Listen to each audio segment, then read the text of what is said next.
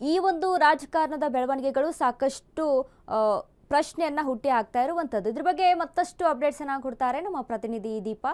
ದೀಪಾ, ಇದೀಗ ಒಂದ್ ಕಡೆ DKಶಿ ಸಂಪುಟದಲ್ಲಿ ಮುಸ್ಲಿಮರಿಗೆ ಅವಕಾಶ ಅಂತ ನೋಡಿದ್ರೆ ಇಲ್ಲಿ ಇರುವಂತ ಲಾಬಿಗಳು ಕೂಡ ಹೆಚ್ಚಾಗಿದೆ. ಯಾರಿಗೆ ಅವಕಾಶ ಸಿಗ್ಬೋದು ಸಿಗಲ್ಲ ಅನ್ನುವಂಥ ಜಟಾಪಟಿ ಇದೆ. ಏನೆಲ್ಲ ಅಪ್ಡೇಟ್ಸ್ ಇದೆ ದೀಪಾ ಈ ಬಗ್ಗೆ?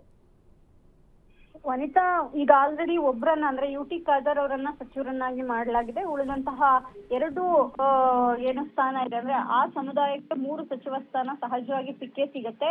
ಅದರಲ್ಲಿ 2 ಸಚಿವ ಸ್ಥಾನಕ್ಕಾಗಿ ಇದೀಗ 5 ಜನರಿಂದ ಪೈಪೋಟಿ ಜೋರಾಗಿರುವಂತದ್ದು. ಪ್ರಮುಖವಾಗಿ ಜಮೀರ್ ಅಹಮದ್ ಅವರು ಹೈಕಮಾಂಡ್ ಮಟ್ಟದಲ್ಲೇ ಒಂದಿಷ್ಟು ಲಾಬಿಯನ್ನ ಮುಂದುವರೆಸಿದ್ದಾರೆ. ಇದರ ಜೊತೆಗೆ ತನ್ವೀರ್ ಸೇಠ್, ರಿಜ್ವಾನ್ ಅರ್ಷದ್, ಹ್ಯಾರಿಸ್ ಮತ್ತೆ MLC ಆದಂತಹ ಸಲೀಂ ಅಹಮದ್, ಇಷ್ಟು ಜನ ಪ್ರಮುಖವಾಗಿ ಪೈಪೋಟಿಯನ್ನ ನಡೆಸ್ತಿರುವಂತಹದ್ದು. ಒಬ್ಬೊಬ್ಬರದ್ದು ಒಂದೊಂದು ಮಾನದಂಡಗಳನ್ನ ಇಟ್ಕೊಂಡು ತಮಗೆ ಸಚಿವ ಸ್ಥಾನ ಬೇಕು ಅನ್ನುವಂತಹ ನಿಟ್ಟಿನಲ್ಲಿ ಒತ್ತಾಯವನ್ನ ಮಾಡ್ತಿದ್ದಾರೆ.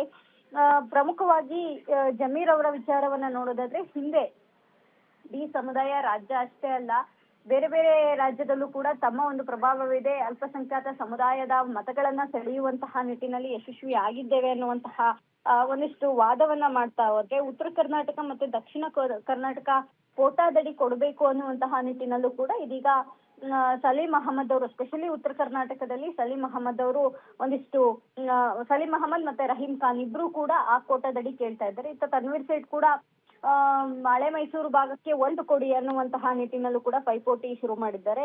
ಇನ್ನು ಹ್ಯಾರಿಸ್ ಬೆಂಗಳೂರು ನಗರದಲ್ಲಿ ಕೋಟಾ ನೋಡ್ಕೊಂಡು ಕೊಡಿ ಅನ್ನುವಂತಹ ನಿಟ್ಟಿನಲ್ಲೂ ಕೂಡ ಕೇಳ್ತಾ ಇರುವಂತದ್ದು. ರಿಜ್ವಾನ್ ಅರ್ಷದ್ ಅವರು ಕೂಡ ದಾವಣಗೆರೆ ಗೆಲುವಿನ ವಿಚಾರ ಜೊತೆಗೆ ಪಕ್ಷ ನಿಷ್ಠೆಯನ್ನ ಇಟ್ಕೊಂಡು ಮಾನದಂಡವಾಗಿಟ್ಕೊಂಡು ಈ ಒಂದು ಸಚಿವ ಸ್ಥಾನ ಬೇಕು ಅನ್ನುವಂತಹ ನಿಟ್ಟಿನಲ್ಲಿ ಒಂದಿಷ್ಟು ಒತ್ತಡವನ್ನ ಹಾಕ್ತಿದ್ದಾರೆ. ಹಾಗಾಗಿ ಇರುವಂತಹ 2 ಸ್ಥಾನಗಳಿಗೆ ಅಂದ್ರೆ ಬಹುತೇಕವಾಗಿ ಆ ಒಂದು ಸಮುದಾಯಕ್ಕೆ 2 ಸಚಿವ ಸ್ಥಾನ ಸಿಗೋದೇ ಆದ್ರೆ ಯಾರಿಗೆ ಕೊಡ್ಬೇಕು ಅಥವಾ ಯಾರಿಗೆ ಸಿಗುತ್ತೆ ಅನ್ನುವಂತಹದ್ದು ಕೂಡ ಸಾಕಷ್ಟು ಕುತೂಹಲ ಮೂಡಿಸಿದೆ.